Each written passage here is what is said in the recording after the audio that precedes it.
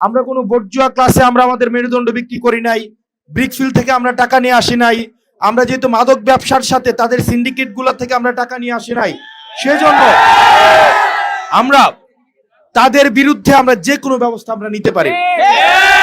আমাদের এই তরুণদের আকাঙ্ক্ষা যদি আমি ধারণ করতে চাই, তাহলে আমাদের সেটাকে পুনর্গঠিত করতে হবে, সাংগঠনিকভাবে সেটাকে আমাদের ধারণ করতে হবে, সাংগঠনিকভাবে আমাদেরকে ঐক্যবদ্ধ হতে হবে। তাইলে আমাদের চাহিদা, আমাদের আকাঙ্ক্ষা, আমাদের নীতি নির্ধারণের পর্যায়ে আমরা প্রতিফলন ঘটাতে পারবো, না হয় কিন্তু আমরা প্রতিফলন ঘটাতে পারবো না। সেজন্য আমরা যেই বাংলাদেশ চাই, সেটাকে যদি আমরা নীতিগতভাবে বাস্তবায়ন করতে চাই, যেখানে তারুণ্যের কর্মসংস্থান হবে, যেখানে বৈষম্যহীন একটা বাংলাদেশ প্রতিষ্ঠিত হবে, যে বাংলাদেশে দুর্নীতি থাকবে না, যে বাংলাদেশে স্থানিক অথবা কোনো জাতিগত বা পরিবারগত কোনো বৈষম্য থাকবে না, এমন একটা বাংলাদেশ যদি আমরা আসলেই প্রতিষ্ঠিত করতে চাই, তাহলে এই তারুণ্যের শক্তিটাকে আমাদের ঐক্যবদ্ধ করে, তাহলে সাংগঠনিক রূপে যদি আমরা রূপান্তর করতে পারি, তাহলেই সেটা পরিবর্তন সম্ভব। আপনারা আমাদের দেবিদ্বারের একটু খোঁজ নিয়েন, আমাদের দেবিদ্বারের একটু খোঁজ নিয়েন।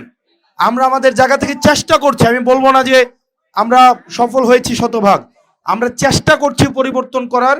এবং আমরা যেহেতু নতুন রাজনীতির আমাদের কোনো লাইবিলিটি নাই, আমরা কোনো বর্জুয়া ক্লাসে আমরা আমাদের মেরুদণ্ড বিক্রি করি নাই, ব্রিকফিল্ড থেকে আমরা টাকা নিয়ে আসি নাই, আমরা যেহেতু মাদক ব্যবসার সাথে তাদের সিন্ডিকেট গুলা থেকে আমরা টাকা নিয়ে আসি নাই, সেজন্য আমরা তাদের বিরুদ্ধে আমরা যে কোনো ব্যবস্থা আমরা নিতে পারি। আমরা তরুণ প্রজন্ম যদি আমরা ঐক্যবদ্ধ থাকি, ইনশাআল্লাহ আমাদের পরিবর্তন সম্ভব।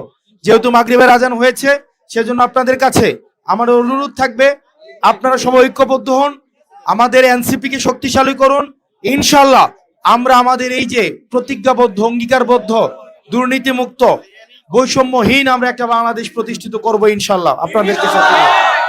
আর আমার গ্রাম যেহেতু পাশেই, আমার মামার বাড়ি এটা, আপনাদের সাথে প্রতিনিয়ত বিভিন্ন কাজে আমাদের দেখা হবে। আপনারা ভালো থাকবেন, সুস্থ থাকবেন। আসসালামু আলাইকুম ওয়া রাহমাতুল্লাহি ওয়া বারাকাতুহু।